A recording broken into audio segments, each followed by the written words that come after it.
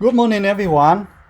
It is my pleasure to welcome you to the first Open Work Object Segmentation Workshop. Our workshop cannot be happening now without the hard work of all organizers. So I would like to take this opportunity to honor the organizer for their hard work and support. I also would like to thank the invited speaker, Jason, Corso, Kristen Gelmans, and Roger for kindly accepting our invitation to give a talk with us later today. So, without further ado, let me jump into the motivation why we are doing this workshop and why we are interested in the problem. So, when we look at the problem of video understanding, we ask ourselves whether the current state of the object detector or object segmentation model are good enough to do like long video understanding open work visual reasoning. We took one video from Kinetic, just random video, and we run a state of the object segmentation model, which is mass CNN, trained on Corso. And it's not surprise, but expectedly, some objects like inside the category of Corso being detected like person you see in these pictures, but some other one you see like mid detect, like for example the barbell being detected as a parking meter, but that is somehow we already expect. But there's a lot more objects in the background. There's many SWOT equipment in the background are mid detected. So basically we meet many objects. And then one may argue that, well, maybe it's too much to expect an object segmentation model to detect something that out of their vocabulary or out of whatever they've been trained for, right? So unfortunately, like scaling the dataset with more annotation, with larger taxonomy, may be expensive to obtain and also very time consuming.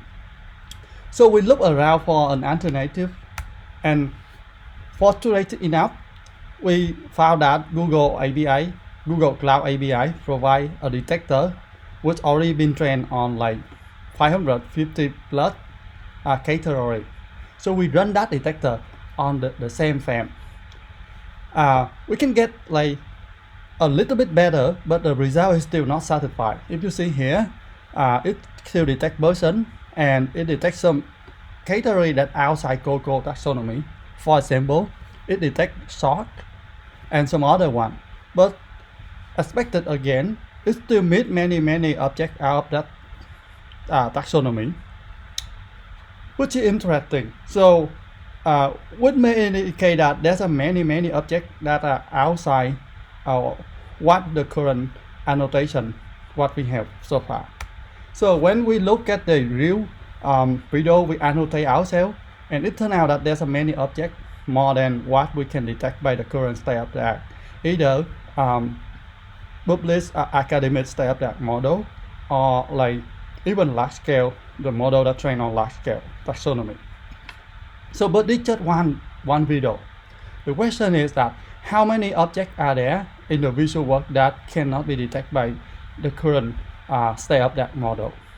So it may be hard to say, but we just like do a subsample. So assume that we sample a couple hundred videos from Kinetic, and we annotate Corso taxonomy, and it turned out that there's a 57% of objects in Kinetic that are not belong to Corso taxonomy. What does it mean here?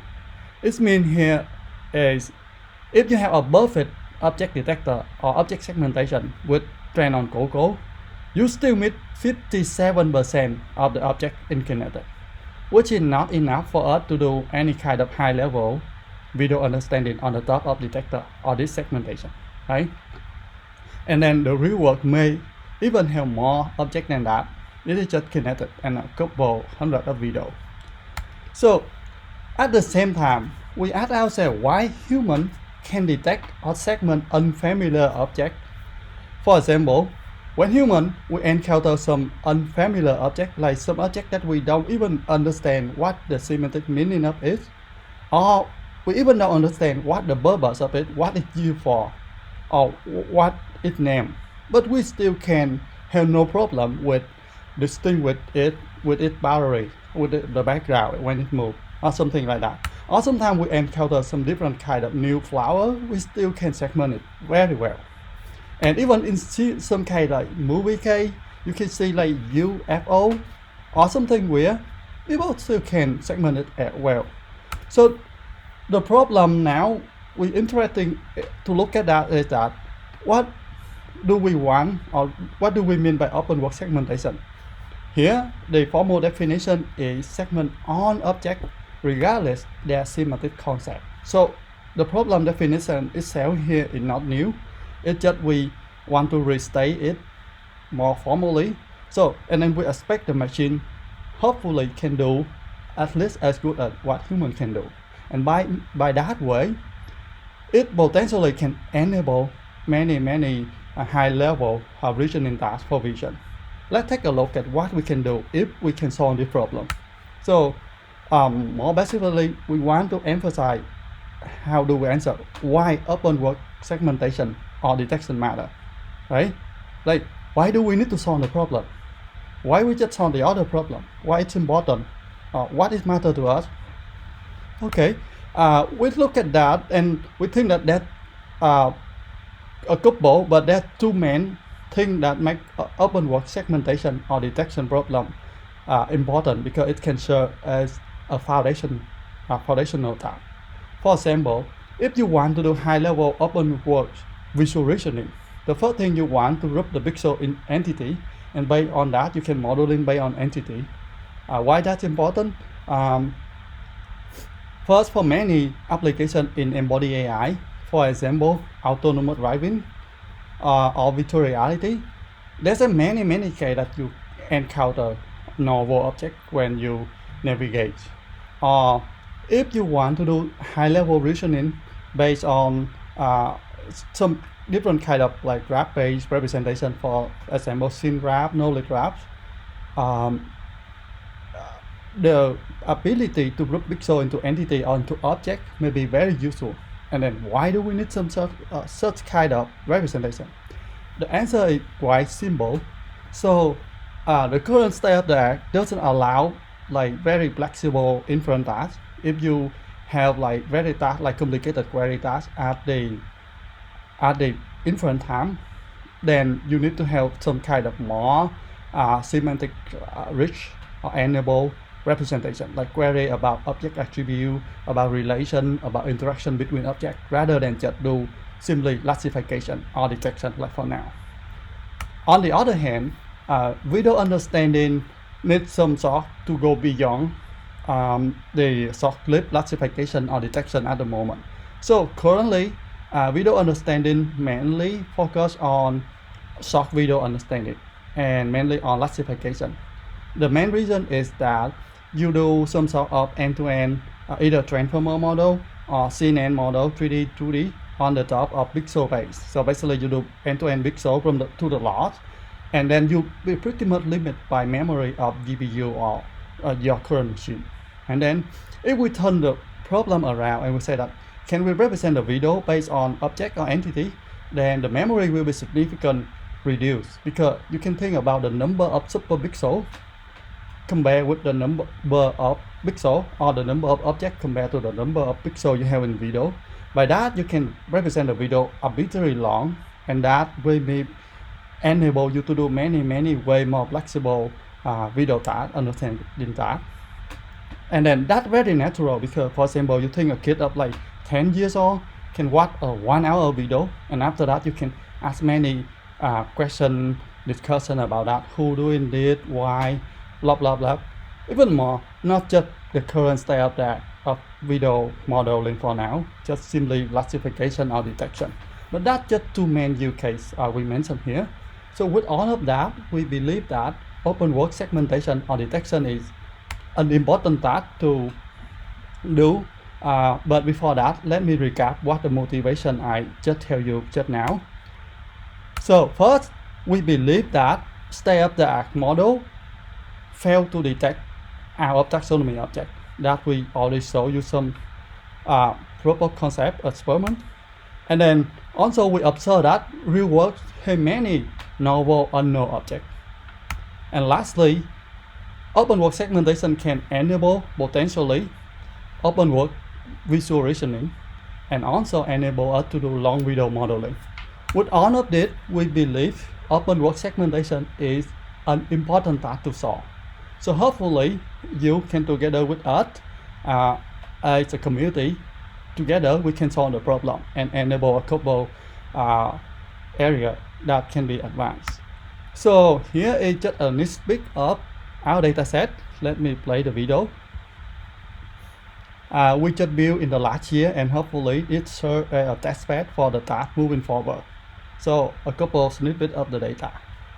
So it densely annotates every object appear in the video, regardless whether it's inside or outside the taxonomy. There's no predefined taxonomy. And for now, it's been annotated with kinetic video, select all of the dots, and many objects that we even don't call the name. And that's also a challenging movie because we have diverse content from sample from kinetic and with complex motion background.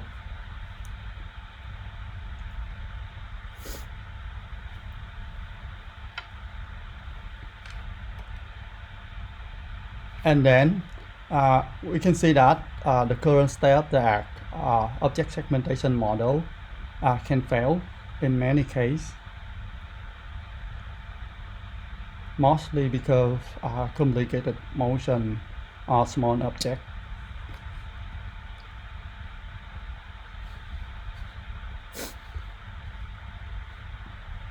So let me briefly go over the agenda for our workshop today. So just by now, I just give you motivation and opening of the workshop. At 8:15, we have our first invited speaker, Jason Corso. And next, at 8:45, we have 3 invited paper talk from Dahun Kim, Jonathan Luiten, and Yuqing Wang.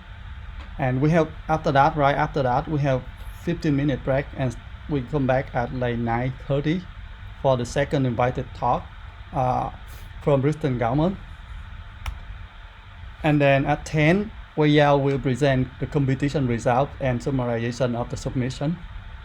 And followed by that, we have competition winner talks. And at 10:45, we have invited speaker talk from Rochester.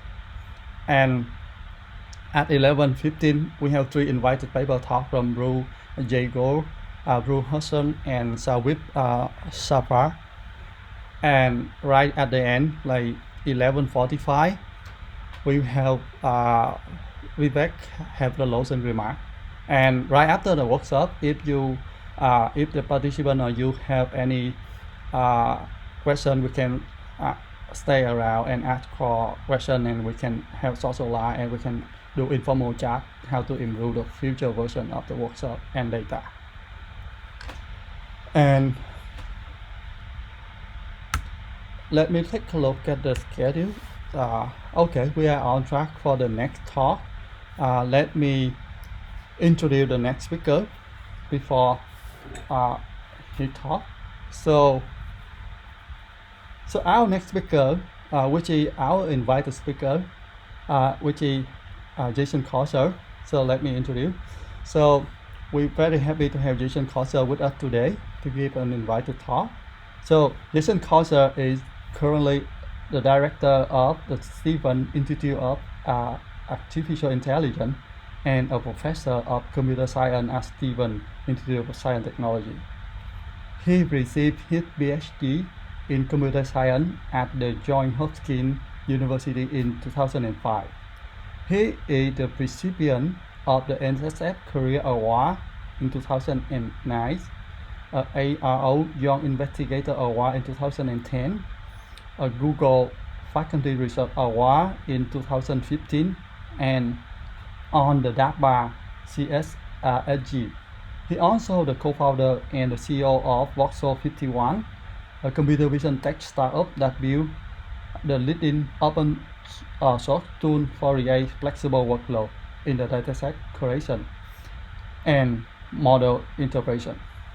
So they join me to welcome Jason and listen to his talk. Now, let me stop sharing my screen.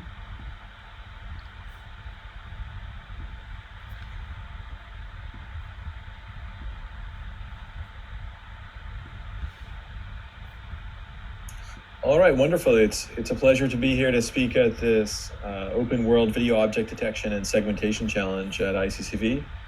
Thanks to you and the other organizers for the invitation. So my name is Jason Corso. I'm here to tell you about some work over the last 3, 4, 5 years about sort of rethinking how we consider human guidance in general problems, and I'll give you a specific instance for video object segmentation through that as well, which is the most relevant to this workshop topic. This is joint work with Brent Griffin and Stefan Lemmer, who are both part of my research group. So I think it's good if we begin with a motivational scenario. So, consider the problem of you have an object detection from a dash cam or some other image or some other video, and you have, your goal is to compute the pose of the vehicle that's detected in that case. Take a state-of-the-art method from some years ago, render for CNN, you get fairly good pose. I think the accuracy is on the order of at least 85% for most common scenarios, and you can move on. This is used for a variety of problems such as path planning or other instances, and this could be used in the home with robots trying to decide how to compute the pose of the manipulator to pick up an object, for example. But in other cases, when, for example, that vehicle that's detected has actually been in a car accident, or the can on the kitchen counter is crumpled, computer vision alone with the type of full supervision, closed world, depend only on the training data you have, is just not sufficient. Using the same method, we get a pose that is completely wrong in this case. Errors tend to result from low resolution and deformation in the video signal. This is just one instance of many different types of challenges that we encounter when we want to move from the closed world scenario to open world scenarios, where we'll have sort of too little data, or the state space over which we're actually computing inference is evolving. Or fully open world, we have not seen any of the objects of interest or any of the specific objects that we care about in this case. And if you think about, we know computer vision systems are good and getting better at repeatable tasks in which the training data set matches the testing deployment scenario. Whether or not it's classification, detection, segmentation, for a variety of tasks, this general result is good and well understood. But when you think about humans, what are we good at? Well, I'm personally, I really don't like redundant tasks. I really don't like spending or wasting my time doing the same thing over and over again, which computer systems are happy to do, right? Humans instead are good at challenging scenarios, adaptive scenarios in which the state space is defined on the fly, or they've never seen an object before. For example, you could probably spend less than a minute and find the snowman decoration that's in this image without much effort, right? Look through the image, figure it out, and you can do it. Humans are really good at adapting on the fly. And if we think about how we can better integrate humans with machine learning or computer vision systems, we can come up with a notion that we call hybrid intelligence. Thinking about that interaction evolving through the course, through the overall process of an inference or even a learning problem through an inference and so on, through the whole life cycle of a method. Now, if you take that pose estimation scenario again and put it into this embedding framework or this scenario, you'll have what we see here. So this is the off-the-shelf, no human involved, take the bounding box detection of that reddish taxi vehicle, right? Because of the occlusion, partial occlusion in that scenario, where the system's render for CNN is basically unable to determine if the vehicle is facing into the frame or out of the frame toward us, right? So we get a bimodal distribution over this one inference angle as represented by the graph here. However, if on the fly, we are able to ask a human for just a single bit of input, click on the back left wheel, click on the rear window, that kind of thing, human can provide that one input on the fly, then we're able to convert that bimodal distribution over this one angle, pose angle, into a unimodal one.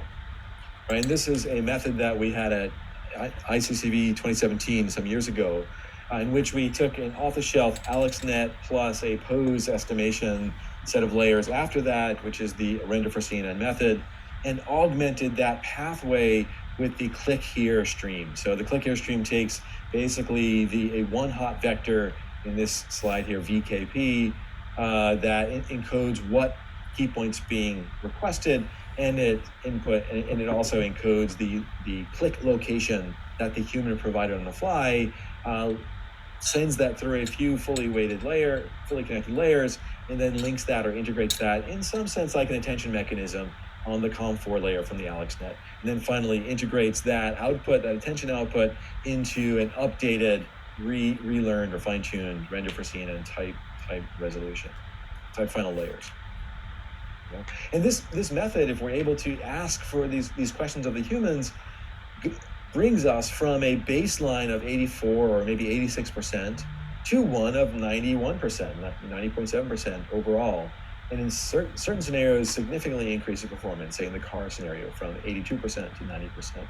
Right? This jumps from not really that usable in practice to nearly usable in practice for a variety of settings, even if we're building a larger, training data set for some other problem.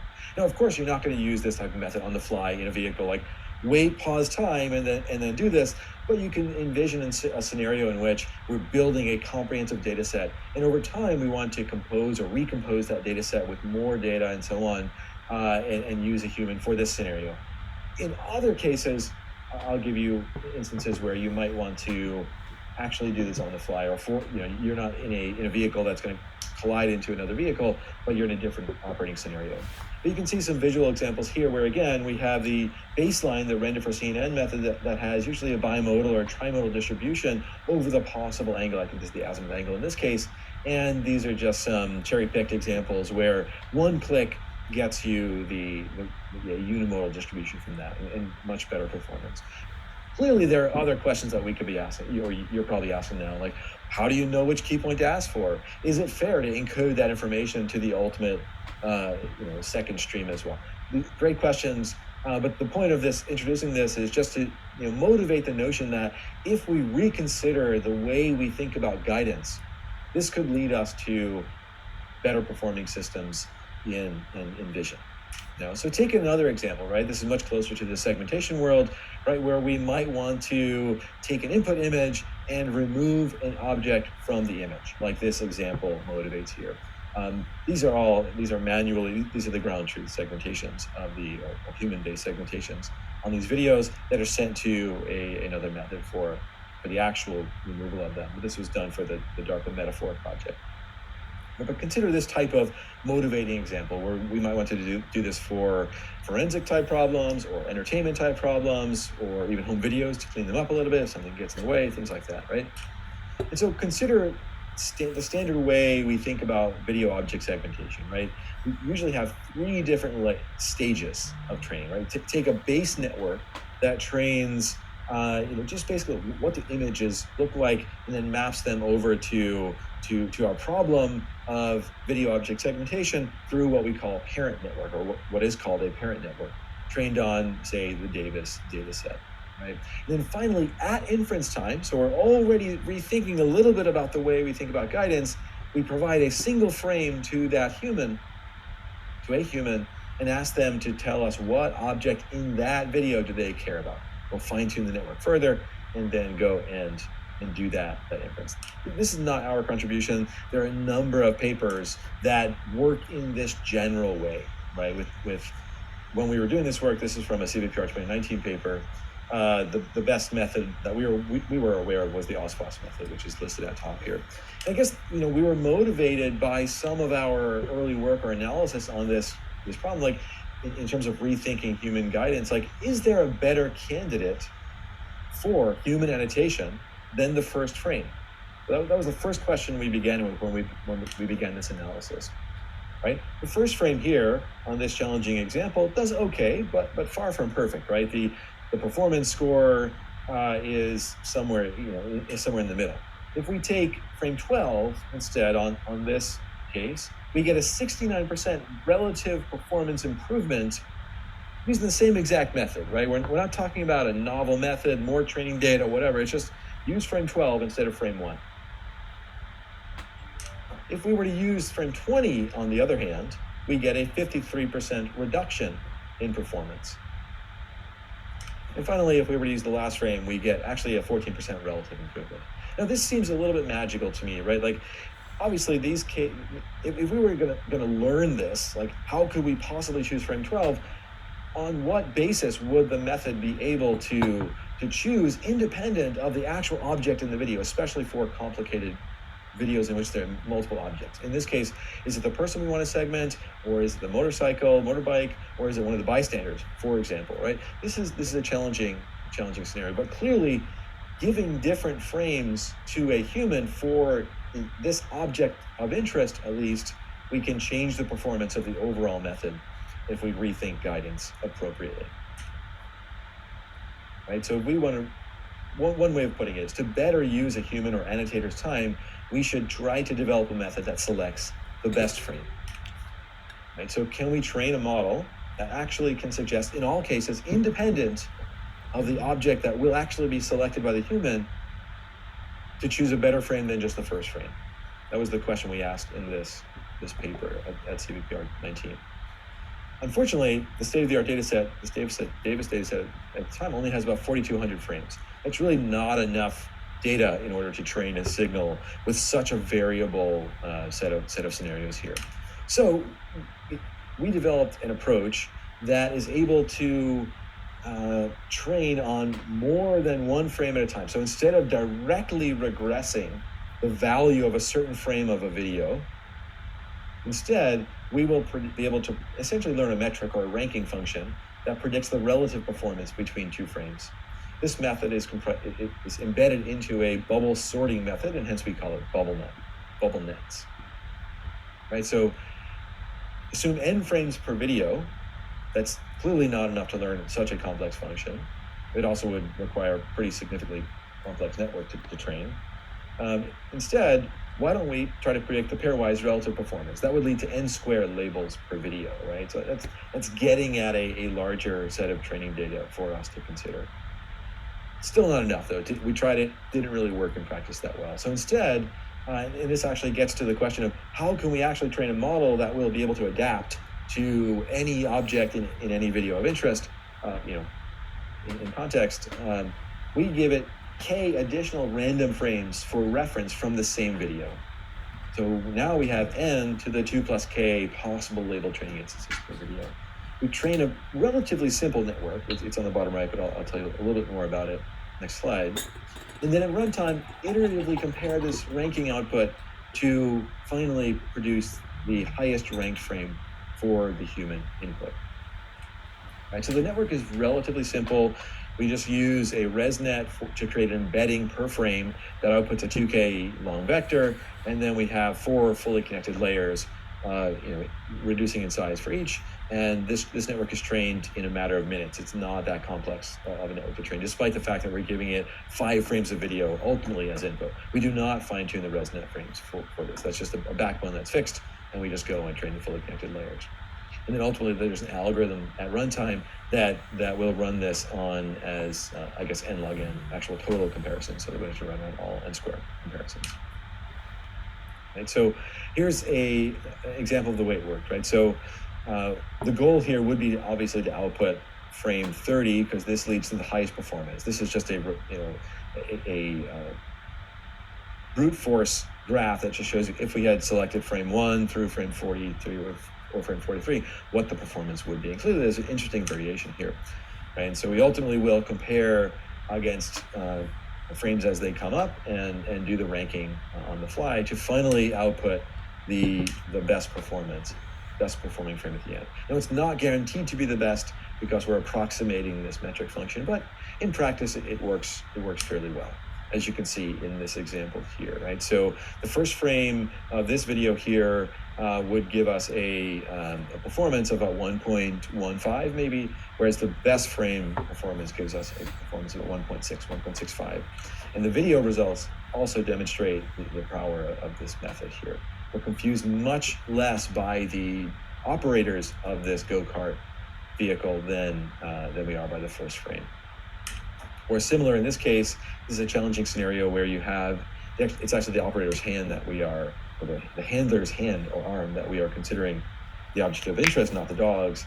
For a large part of the video, it actually leaves and it comes back. You can see there's more than doubling of performance in this case. This is a typical performance measure from the data, so these are not cherry-picked results. So just as a way of doing a high-level comparison, our method's bubble nets. There's really nothing from the community to compare against because this is a new problem, but we can do an ablative study here, right? So we have the upper bound of performance, right? So we run it on all possible frames for all possible Davis videos and so on, and we get the upper bound on total performance. That is a say 141.2 mean segmentation performance, whereas the lower bound, choosing the worst over that, is 86.3, worst for each video. But you can see the first frame gets about 113.3, and the bubble nest frame improves upon that to 125. All of the metrics do improve. And this is really an interesting result to us because it demonstrates that if we rethink the problem, or as we think about bringing computer vision problems from the lab and this world of proxy, let me just do a detection problem on a canned data set, into realizable, tangible problem instances in the real world, we can think about different ways of considering the type of annotated data or labeled data or semi-supervision we provide, and whether or not we do that on the fly at inference time, or we do that just asking the appropriate questions when they become available. And now, obviously, if we're going to be rethinking guidance, we need to ask the question, right, when can we trust the human? Right? So this is a paper that's appearing at this ICCV, and this is a clear next step. Both for the pose scenario as well as for the object segmentation one. We've also worked on this for hierarchical scene classification. What we have here is an approach that tries to distill out where could the error be coming from when a human is asked for additional information, right? So just think about the two problems we've looked at right now. So we have an image of a detected object, and we want to compute the pose of that object. The primary input is the bounding box detection and the raw image there. And the secondary input is where the human clicked on the frame. For the segmentation scenario, the primary input's the video. The secondary input is how they drew the segmentation of the object of interest. In hierarchical scene classification, and another example here, the primary input is the image again, and the secondary input is the rough category, high-level category of the frame, and then the actual goal in that case is to compute a more fine-grained classification, like the visual examples here. And so we're thinking about whether or not we should trust the secondary input, which we'll call a seed on the next slide, or we should go and ask the human again. That's the framework we set up in this ICCV paper.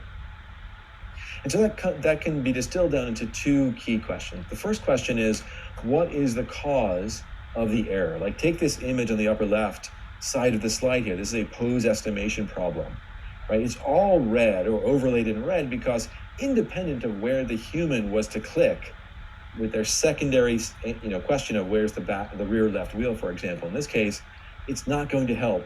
The model would never be able to compute the actual pose. Frankly, as a human, I can't even tell you the pose of that vehicle there. That's a really challenging case. Whereas on the right side, if there is a good input by the human, then our model could possibly improve. So any click to our question in the green region here, the click is actually down here if you can see that, then we would get the appropriate unimodal pose and a good answer. Whereas anything on the red, we would get a failure mode in that case. And it's like, what is the cause of the error? Is it the problem is too hard, or is it because the human gave us the wrong input, right? And then the second type of error really is the regression error, really, like what is the task model's response, right? So the gold standard key point here, this is where in the ideal case, the human provided the right click for the question here, which I think would be a rear bumper in this case. Anything in green is actually going to lead to a good unimodal pose inference on this result. Interestingly, though, if they were to click pretty close in this red dot here, it's spatially very close to the gold standard. It is actually in the red zone, which means it will lead to a poor inference. The structure of this state space is actually kind of interesting. And so spatially close, but leads to the wrong answer. And spatial proximity for these secondary inputs is the dominant mechanism used in a sub-area called selective prediction.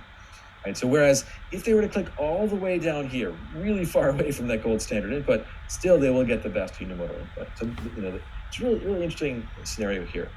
So in this paper, we set up what we call a dual loss additional error regression framework for whether or not we should accept or reject the seed that's provided in response to that question.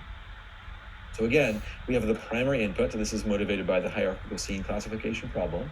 We have the primary input here, that is given in blue, that's provided to all three of our actual models. So we have two instances of the task model and one of the novel rejection model. So the task model is just whatever model we were using before, right? So one is given the gold standard seed in the hierarchical scene classification. This is the coarse category, so outdoor man-made for this image here. Right? That's this instance of the task model. The other instance of the task model is given the candidate seed, what the human would provide. Okay, and that is these are both fed through and exist, a very simple computation layer at the end, which ultimately computes this measure that we call AE, or additional error, right? So we want the additional error to be zero by adding that, by requesting that seed. If there's from the gold standard, right? So that would be the perfect case. If we increase the error from the candidate seed, there's going to be a point where we're increasing it to the point where we're getting the wrong actual classification of interest. Right? So we want to reduce the additional error. And then we also feed the primary input and the candidate seed to a new rejection model. That rejection model is regressing two functions that are by construction motivated to formulate the probability that the seed is correct and the expectation on that additional error, right? In practice, for this scenario of interest, all we're going to be able to compute is whether is the output of this rejection model for a new, at inference time, for a new candidate seed and primary input. We're not going to have access to this green gold standard seed. So we ultimately are looking to produce the expectation on that additional error. And given that expectation, we can essentially compute a curve and then decide whether or not the risk is too high or the risk is acceptable to accept or reject that candidate seed. So we'll show you just what that does in practice here. Right, so again, this method's called DARE, dual additional error regression. And this is now, these are just some results on the key point-based pose problem. We have results in the paper also on hierarchical scene classification, but in the interest of time, I didn't include them in this talk here, right? So the metric we're reporting here is AMAE, which is basically an integration over possible thresholds on that expectation over the additional error that we're able to output, and then those are averaged over the whole data set. So the lower the AMAE, the better off we are. Right, so the two simplest things to consider are, well, our output from our method is .28, and then the simplest baseline is just random, accept or reject, right? So we're almost, it was like 6 times, let's just say 5 times better than randomness here. But more directly, let's consider the distance approach, right? So that's just saying, depending on how close on whatever geodesic is the problem is based on. In this case, it's spatial, but you can have a geodesic over label space for a different problem, or even over contours for object segmentation and so on. that metric produces almost .4, .396 to our .28. And then we also we did some ablations to understand if we need both of the new losses that are based on the the model error, right, the task model error that we introduced, as well as the type of the acceptance or rejections of the actual suit. So the rejection model and the task model loss are both included here. And sorry, I forgot to mention on the last slide, but all of those terms are fully regressed except for the task model when we are doing learning in this case. But these ablations just demonstrate to us that if we remove one or one or the other of those losses and vary the seed, we actually get, we don't get the performance that we're expecting when we integrate them. So both losses are powerful for integration into this learning problem. And you can see that, the regressed, let's just say sort of additional error regression images or overlays, heat maps maybe, are actually pretty close to the manually, robustly computed ones. Okay. So I want to thank you for your attention. I look forward to the rest of the workshop here. Just in summary, this is a different line of work that my group has been involved in over the last half a decade or more. Just about if we supervise the machine learning, supervised computer vision is going far. It's doing great, but a lot of our world are these toy problems that really don't translate to practice. And so we've been considering scenarios in which there is a human that could provide guidance either on the fly or during some sort of interactive or online training scenario. And then the problem shifts a little bit over about what types of questions should we ask? When should we ask them? When should we stop asking them? All of those scenarios, how should we ask them?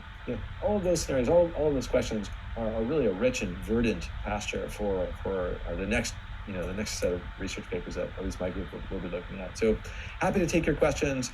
All the code for these works is available at the bottom of the slide here, and we're certainly grateful for our funding for this line of work. Thank you.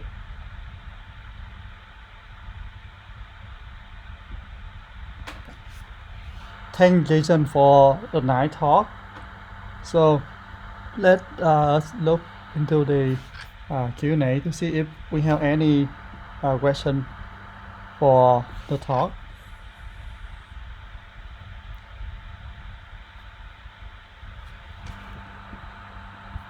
Good morning, Jason.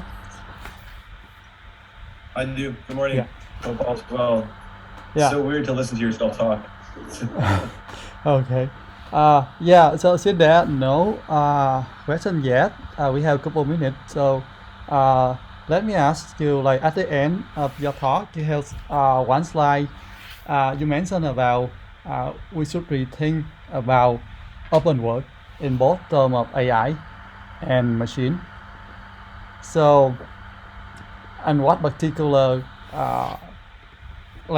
can you elaborate more on what particular area that we should rethink, and then what kind of particular angle you believe that can be a sort of innovation for that problem?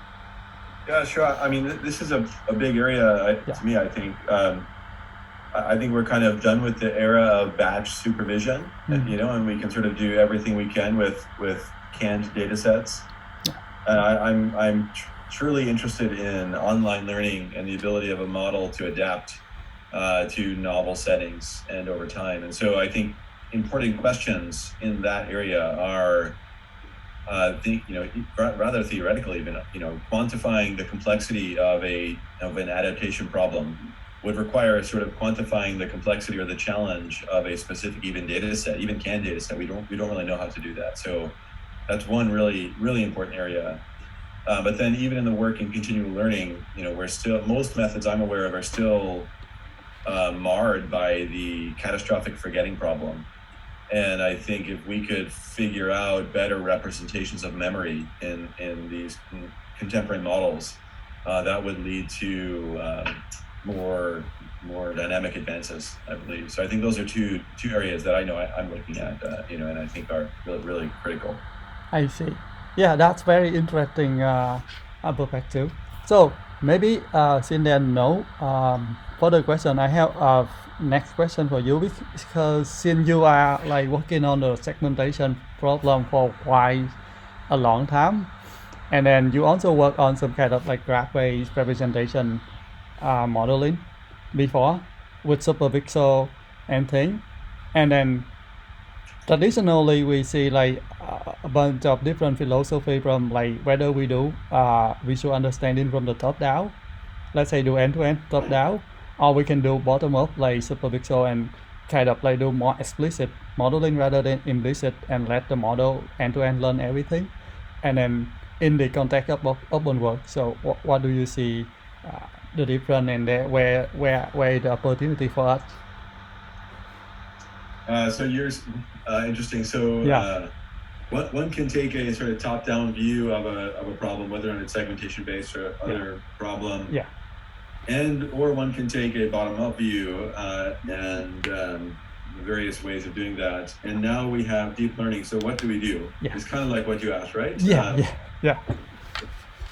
Yeah, it's a hard problem. I was actually recently going back to one of the first talks I gave as a faculty member. So in my career proposal, actually, like 15 years ago, I have this notion of a top-down ontology, a probabilistic ontology, and bottom-up solutions like edges and segments and superpixels and so on.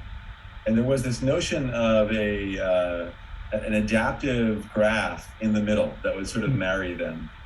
Right. At that time, obviously, I was thinking about having a toolbox of pieces of graphical models that you can kind of stitch together and learn the potentials on the fly.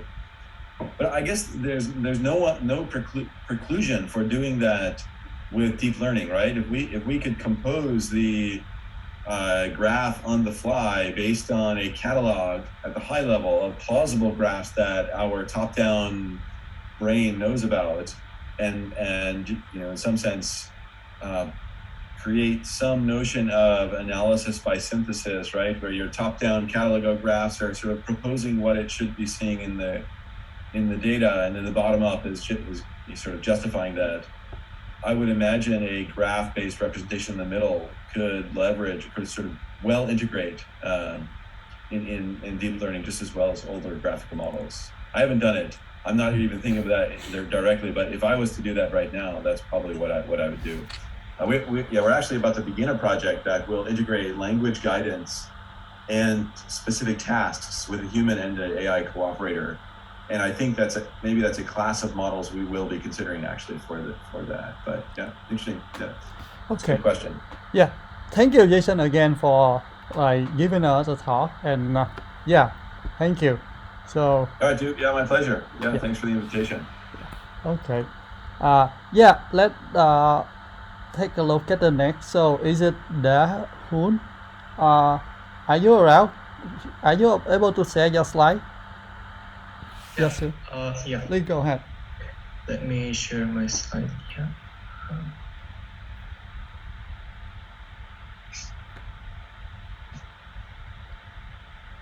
Okay, so next we have invited paper talk from Dahun Kim from KAIS. Okay. Yeah, okay, let me start. Thank you. Yeah, so hello. Yeah, my name is Dahun Kim, and I'm glad here to present our work on learning open world proposals without learning to classify. And this is a joint work by KAIST and Google Brain. So our research question is, can we propose every object in the open world? Or in other words, what is the notion of objectness that can generalize well across different and new objects like this? So yeah, let me first recap some of the existing methods for this task. So before this learning-based RPN, objectness learning was popular among the classical methods such as selective search and edge boxes. However, their precision is very low.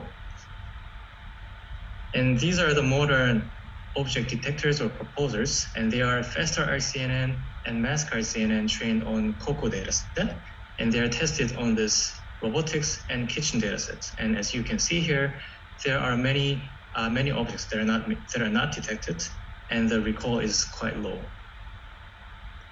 So our target task is this objectness detection, and we want to achieve both high precision and high recall. And also to clarify, we do not really output the semantic categories, but it's more of class agnostic detection. Yeah, and we can first think of the baseline. So of course the RPN can be one. And here another is this two-stage faster RCNN. And we converted its last classifier branch into a binary one, asking this object or not problem. And to evaluate the generalization ability, we experiment on the COCO split setting, where we train on the VOC 20 classes and test on the other 60 non-VOC class objects. And for evaluation, we measure this average recall at K-shot detections. And here we do not really count those detections onto the training categories or scene categories into our budget K. Otherwise, most of the K shots will be consumed by the scene class detections. So yeah, that's one modification we have for the evaluation. And yeah, this baseline gave the AR scores like this, around 12 AR at 10 shots. And here we ask which of these model components 1, 2, 3, and 4 makes it not generalize very well. And our main argument is that the classification-based object-based learning is easily overfitting to the training categories and has low generalization ability. So instead of asking this object or not binary question, we rather ask about the region's localization quality.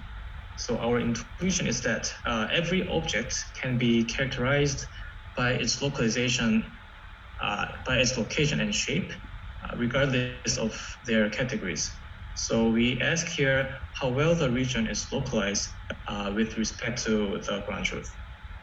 And yeah, here we name our proposed method as OLN, Object Localization Network.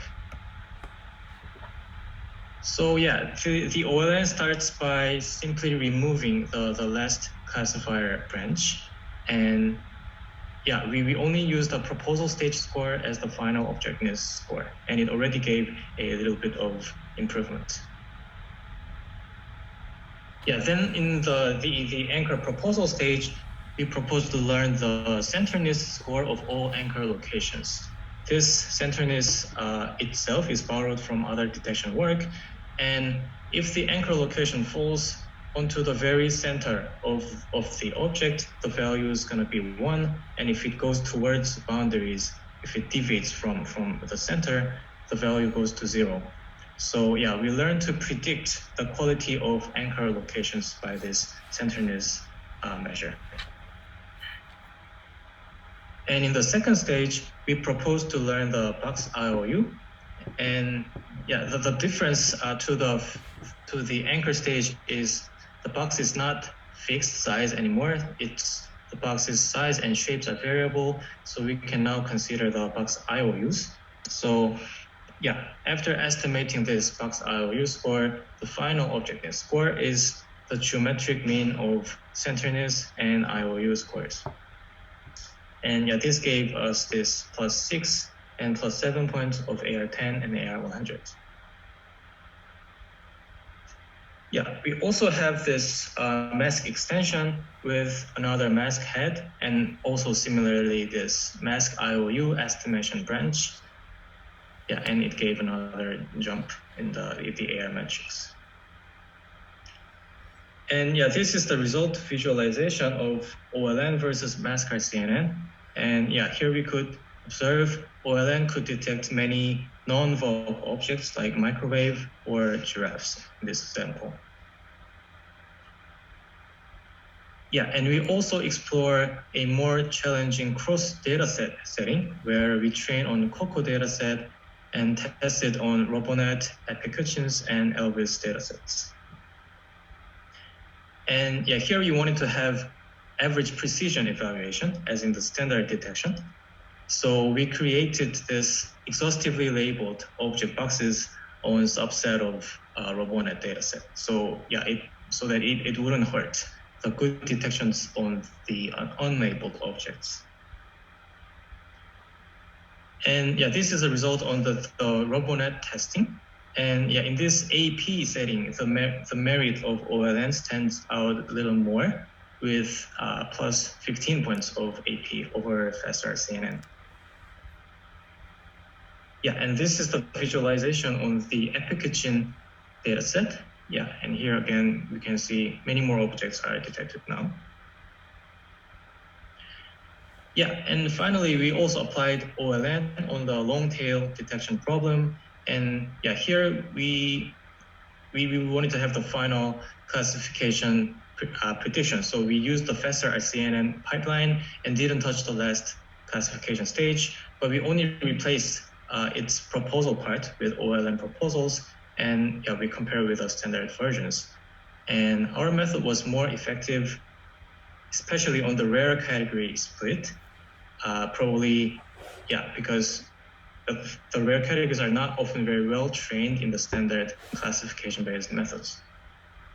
Yeah, so this is pretty much it for my presentation, and yeah, thanks a lot for the listening.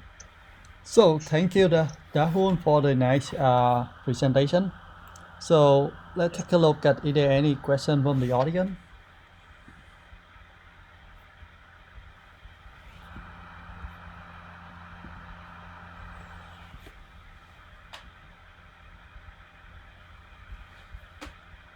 So there's a one question maybe. Yeah, there's a one question. So how about the result for scene classes? Oh yeah, for scene classes, it didn't really show in this slide, but for scene classes, the performance is worse than the classification-based methods. So yeah, I would say this classification-based or the standard methods is very, very good on training categories. But then, yeah, our method is more of generally working. Yeah, so if we average up all categories, including both seen and unseen categories, the overall performance is slightly better than the existing ones. But then if we only look at the seen classes, the performance is quite worse. Okay, so that makes us like, how about evaluation on seen and unseen, the combination? How can we combine the evaluation? No, what my question was, because like your method is outperform the baseline on the unseen class, but perform worse on the seen class, right? How the performance compare in terms of the combination of both seen and unseen classes, like on classes? I see, yeah. So if we evaluate on all classes, the AR and AP is slightly better, around like 1 to 2 plus points. Yeah. Okay, got it. Yeah, thank you very much for the nice talk, Dahun. And yeah, so thank you so much. And let we look at the next. We have Jonathan. Jonathan, are you here with us? Okay, great. We have hello. Okay, great. So we are pleased to have Jonathan from RWTH University to present his invited paper talk. Please take it from there. Awesome. Thank you for having me. My name is Jonathan Luiten, and today I'm going to be talking about our paper on opening up open world tracking. So the first question is, why do we want to do open world tracking? Well, imagine that you want to track some of these classes that you can see here, but you don't have any training data for these particular classes. Well, unless you go away and collect a whole lot of training data, which is extremely expensive and extremely time consuming, you're out of luck. So instead, we want to propose to do open world tracking and to understand objects and be able to track generic objects that have never been seen at training time. And then we can go away and we can solve this task easily. Another benefit is safety critical applications. For example, in autonomous vehicles. Imagine that this is the result of your vision system in the scene, and you have, as you can see on the left, a stroller that wasn't in your training set. Well, it's critical of the system to understand that it's there in order to avoid collisions. Now you may be asking, well, obviously strollers are important, let's just annotate them. But the problem is the huge range of potential objects in the world, as you can see from photos that we've taken on the left, is huge. There's all sorts of things. So we're actually not talking about rare objects. We're not talking about imbalanced classification, as you can see in the second figure. We're not even talking about few-shot learning, where you might see one of these things once or twice. We're actually talking about being able to detect and track instances at test time that you just may have never been able to collect data before. So we're really talking about open world tracking. And this is super important for these safety critical applications. Another reason to do open world tracking is to move towards vision systems that work like humans do. So humans can actually understand objects and track them through space without having any idea of what these objects are.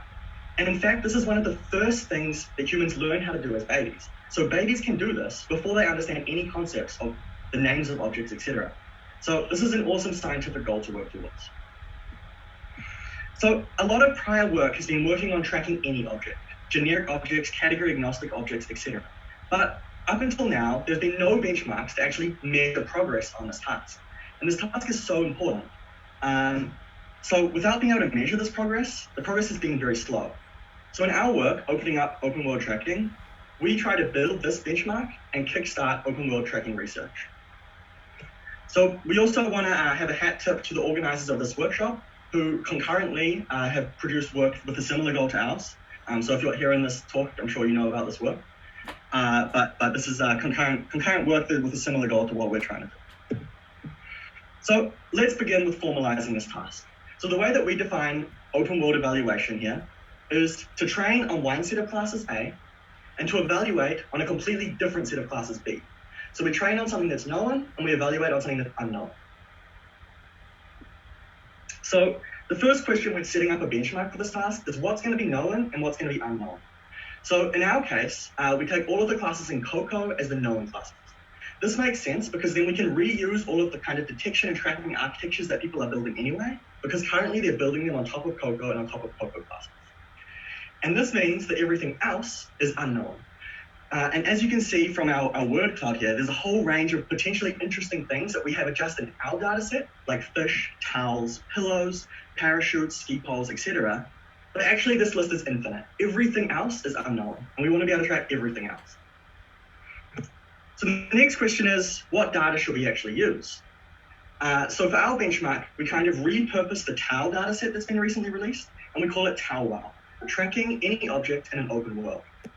And so we split up this data set, and you can see here the statistics with the log scale on the y-axis for the validation set, where you can see a number of known objects in red and also a number of unknown objects from the point cloud that you can see in yellow. But note that in this data set, there's also a huge number of further objects which are not given one of the classes that we can call unknown unknowns and truly evaluate in the open world setting. The next question that we have to answer is, how do we evaluate this kind of open world tracking? Well, for normal tracking, there's three components of tracking that are important: localization, detection, and association. But when we move into open world tracking, what we want to do is we want to kind of replace this detection component with a recall component, as has been previously commonly done in kind of open world evaluation. And the reason for this is that we want to evaluate tracking any object, every object, even if those objects are not annotated by the annotators that looked at the scene. So we don't want to penalize trackers for producing extra objects that might actually be objects. So then how do we choose an evaluation metric that does this? Well, we want to choose an evaluation metric that can evaluate all three of these things, and also one where it can decompose into these different subsettings such that we can simply replace the detection component with a recall component and without affecting how association and localization are evaluated. So this makes a natural choice of evaluation, adapting the recently introduced HOTA metric, which I'm not going to go through this now because I have limited time, but this HOTA metric nicely decomposes into detection and association, and we can simply swap out the detection component with the recall component and then get a wonderful, what we call the open world tracking accuracy metric. Now, there's a caveat that because it's recall based, potentially, unless we do something special, all of methods could just produce heaps and span heaps of predictions in order to kind of evaluate all possibilities. So we get around this in our benchmark by requiring non-overlapping masks, so the trackers can't span these predictions. So now that we have our task and we have our data set and our evaluation metric, the next question is, how well the current methods actually work for this task? So in order to do this, we analyze a standard tracking pipeline. So we take a tracking by detection standard pipeline. And what we do, and so the first question is, how well do detectors work? And so it turns out that by running the region proposal network of state-of-the-art two-stage detectors as kind of an generic objectness proposal generator, these actually work really well for objects that are kind of large and obvious in the state. As you can see in this plot, unknown objects are recalled 98% of the time for large objects, even though you can see for small objects, it's much worse.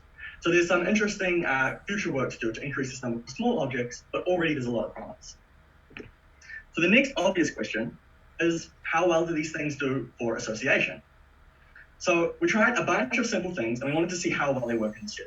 So the simplest thing is just you take two frames 1 second apart, and you just measure the bounding box IOU between these frames. And if these proposals have the highest bounding box IOU, then we say match. And if there's a different proposal with a higher one, then we say they don't match.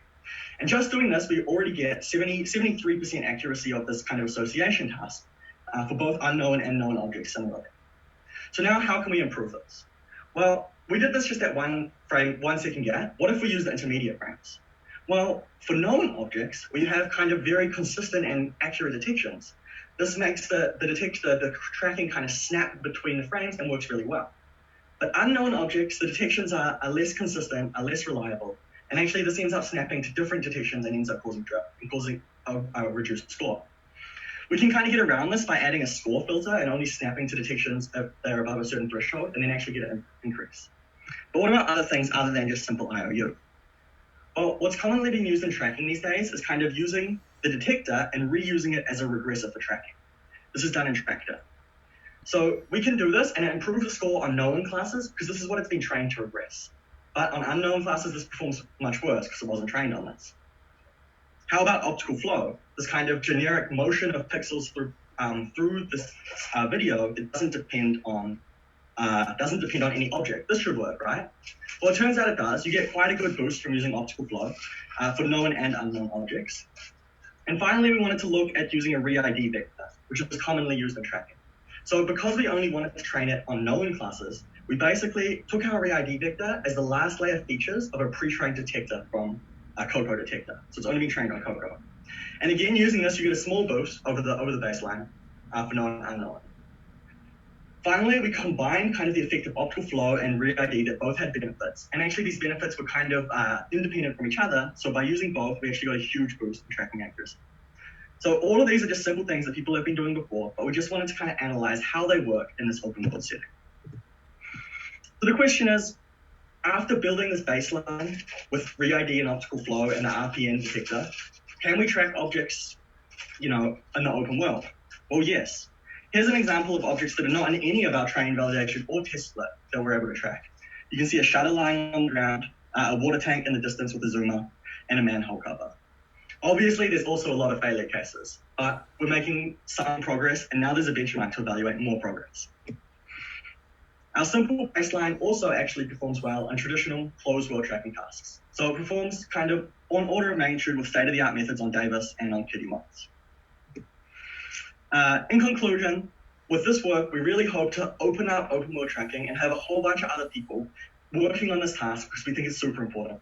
Therefore, in this paper, we've kind of defined the task, proposed the data set, proposed the evaluation procedure, analyzed some current baseline approaches, and then proposed an initial baseline that I hope all of you listening can go out there and try and beat. So thank you very much. Thank you, Jonathan, for the great talk. So let's see if we have any question on the Q&A. It seems not yet. So have you guys already released your benchmarks or hot your challenge, or what are you guys currently working on this one and then challenge or something at CVBR, or do you have any? Yes. So we're working on that. We currently don't plan on having any challenges at CVPR, but we're planning on opening up this as a general challenge on the mock challenge website very soon, within a month. That's the plan. So there should be an open online challenge benchmark submission portal for this task very soon. You got it. Okay. Again, thank you very much for giving the talk at our workshop, Jonathan. And Thanks. Thank you. Yeah. Thank you for inviting me. I appreciate it. Yeah, thank you so much. Okay, let's take a look at the next speaker. Is our next speaker here? I think the next speaker should be Yuqing. Okay, so are you able to share your screen or your slide? Okay. Okay. Yeah. Let me introduce. Yuqing will give a paper, invited paper talk about end-to-end video segmentation from May 20. Okay, you can take it from here. Okay, thanks for the invitation. It's my pleasure to present our work end-to-end video instance segmentation with transformers on the workshop. Video instance segmentation aims to simultaneously classify, segment, and track object instance of interest in a video. State-of-the-art methods typically develop sophisticated pipelines to tackle this task. Most of them are built on image-level instance segmentation methods and added by complex post-processing modulars. In this paper, our goal is to build an end-to-end video instance segmentation model. To solve this problem, our first insight is that video is a sequence-level data. Could we model VIS as a sequence prediction task? And the second insight is that could the instance segmentation and instance tracking be modeled in one framework? The answer to the first question is to model the task as a sequence-to-sequence problem using transformers. The answer to the second question is that instance segmentation is to learn the pixel-level similarity, and instance tracking is to learn the similarity between instances. Thus, it is nature to solve these two subtasks in a single framework and benefit each other. Our proposed VISTR views the VIS task as a direct end-to-end parallel sequence decoding and prediction problem. Given a video clip consisting of multiple image frames as input, VISTR outputs the sequence of masks for each instance in the video in order directly. Here, same shape represents predictions in one image, and the same colors represent predictions of the same object instance. Excuse me. Excuse me, your slide seems frozen. So are you moving your slide? Oh, sorry. Oh, okay. Yeah, so we see it moving now. Yeah. Go ahead. When did it stop then? So we just saw the first slide, the title slide from the beginning. Yeah.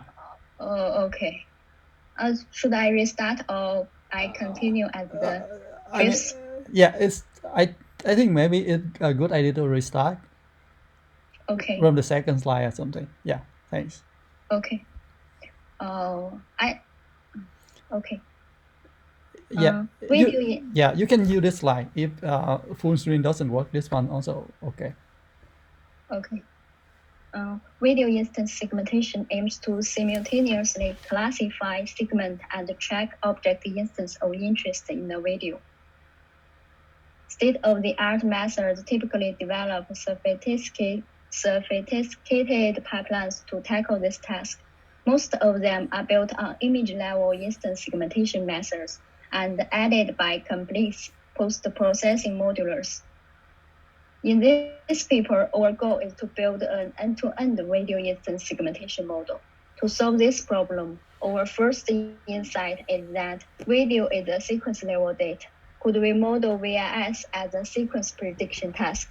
And the second insight is that could the instance segmentation and instance tracking be modeled in one framework? The answer to the first question is to model the task as a sequence-to-sequence problem using transformers. The answer to the second question is that instance segmentation is to learn the pixel-level similarity, and instance tracking is to learn the similarity between instances. Thus, it is natural to solve these two subtasks in a single framework and benefit each other. Our proposed VISTR views the VIS task as a direct end-to-end parallel sequence decoding and prediction problem. Given a video clip consisting of multiple image frames as input, VISTR outputs the sequence of masks for each instance in the video in order directly. Here, same shapes represent predictions in one image, and the same colors represent the predictions of the same object instance. Note that the overall predictions follow the input frame order, and the order of object predictions for different images keeps the same. That instance tracking is achieved seamlessly and naturally with the same framework of instance segmentation. The overall architecture of VISTR is illustrated. It contains four main components: a CNN backbone that extracts feature representation of multiple images, an encoder-decoder transformer that models the relationship of pixel-level features and decodes the instance-level features, an instance sequence matching modeler that supervises the model, and an instance sequence segmentation modeler that outputs the final mask sequences. In the first stage, given a sequence of video frames, a standard CNN modular extracts features of individual image frames. Then the multiple image features are concatenated in the frame order to form the clip-level feature sequence. In the second stage, the transformer takes the clip-level feature sequence as input and outputs a sequence of object predictions in order. To achieve this goal, there are two main challenges: how to maintain the order of output and how to obtain the mask sequence for each instance out of the transformer network. Correspondingly, we introduced the instance sequence matching strategy and the instance sequence segmentation modular. The instance sequence matching performs bipartite graph matching between the output instance sequence and the ground truth instance sequence, and supervise the sequence as a whole. Thus, the order can be maintained directly. The instance sequence segmentation accumulates the mask features for each instance across multiple frames through self-attention, and segments the mask sequence for each instance through 3D convolutions. We performed different experiments to verify the effectiveness of the temporal information. The performance improves as the sequence length increases. The result shows that more temporal information indeed helps the model learn better. Also, we perform a comparison of the model trained with input video sequence in random order versus time order. Results shows that the model learned according to the time order information achieves 1 point higher, which verifies the importance of the temporal order. The instance queries are learned embeddings for decoding the representative instance predictions. In this experiment, we studied the effect of instance queries and attempt to exploit the inner connections among them by varying the embedding number. Suppose the model decodes n instance each frame, and the frame number is t.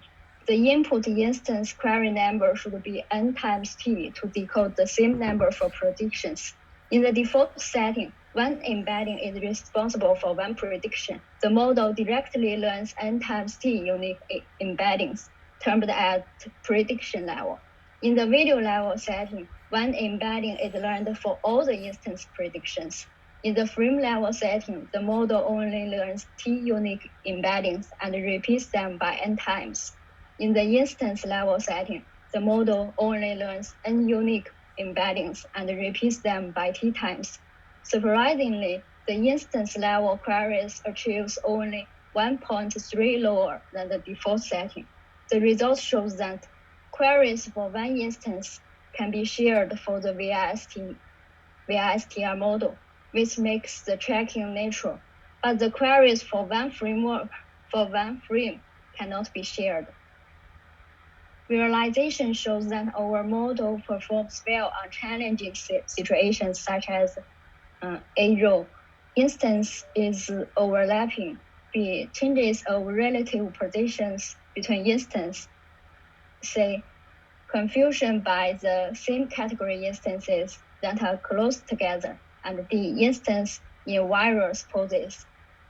VISTR achieves strong results on the YouTube VIST set, which is the best and fastest among methods that use a single model. That's all. Thank you. Thank Yuqing for the nice presentation. So let us take a look at if we have any question on the Q&A. Okay, so there's no. So in your last table, you mentioned the FPS for your model, then had two numbers. What's the difference, like 30 and then 69? What's the difference? The difference is that in our default, the 30 is included. The test for the 30 is included the data loading process. Oh, okay. The data loading is sequentially, and the 60 is only the module inference time. And then that already includes CNN inference, right? Yes. Right.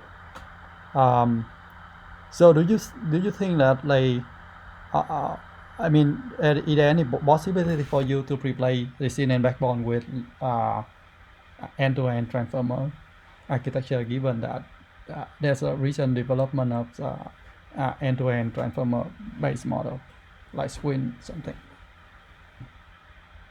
You mean the motivation for develop a transformer based end-to-end model instead of CNN? No. My question is that is it possible for you to do completely convolutional free here? I know. Because when I first developed the method, there is no Bayesian transformers work, and I didn't think of a purely transformer-based model. But nowadays, it is very easy to develop a pure transformer-based end-to-end VIS method, I think. Yeah, okay. Right. Yeah, thank you again, Yuqing, for the talk. Let's take a look at the schedule. So I believe we are at the time for break, but we're a little bit behind the schedule. I guess we need to supposed to go back at 10. No, we need to go back at 9:30. For now, we have like 9:23, so we have like 7-minute break. So yeah, so thank everyone. We can stay here, but like everyone can take like 7-minute break, and we can come back with the next talk, President Gauman, in 7 minutes. Okay, thank everyone.